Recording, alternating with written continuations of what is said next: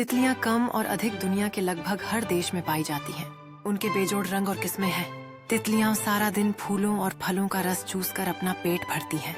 ये पौधों की वृद्धि और प्रजनन में भी महत्वपूर्ण भूमिका निभाती है, क्योंकि ये पेड़ों में क्रॉस पोलिनेशन के लिए जिम्मेदार होती हैं। तितलियों के पंख बहुत ही नाजुक होते हैं और हाथ में पकड़ने से ये अपने पंखों के सुंदर रंग हाथों पर छोड़ जाती हैं।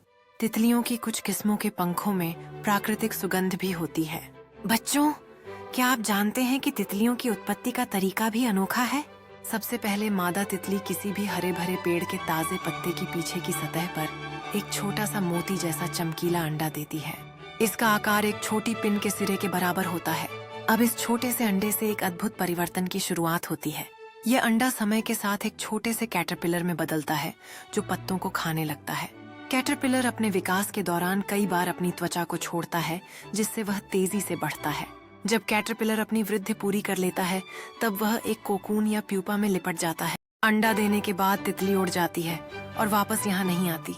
लगभग एक हफ्ते के बाद अंडे से नरम और मुलायम रेशम जैसा हरा रंग का सुंदर कीड़ा निकलता है, जो लार्वा कहलाता है। इसका आकार लगभग 5 मिलीमीटर तक होता है।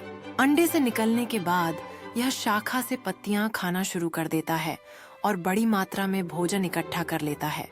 जैसे जैसे दिन गुजरते जाते हैं, यह अपनी आकृति और रंग में परिवर्तन करता रहता है और साथ साथ इसका आकार भी बढ़ता रहता है।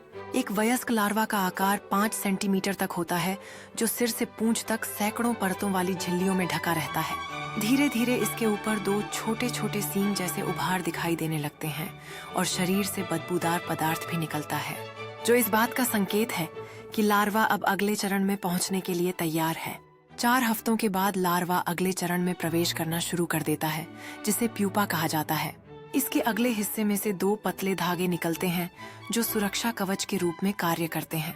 आहिस्ता आहिस्ता यह आकार में छोटा और जिसामत में मोटा होता जाता है। इसकी बाहरी परत भी सख्त होने लगती है। यह अपने आसपास के फूलों और पत्तियों के रंग में बदल जाता है। इस समय यह एक मुर्गी के अंडे की तरह दिखाई देता है, लेकिन वास्तव में इसके अंदर प्राकृतिक रूप से रासायनिक प्रतिक्रियाएं और आश्चर्यजनक परिवर्तन हो रहे हैं। इसमें से एक सुंदर और रंगीन तितली निकलकर हवा में उड़ने लगती है।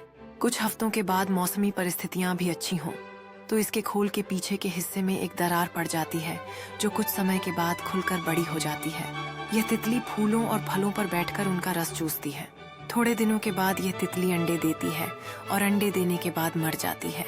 इस चक्र के माध्यम से जीवन और मृत्यु की एक नई कहानी शुरू होती है।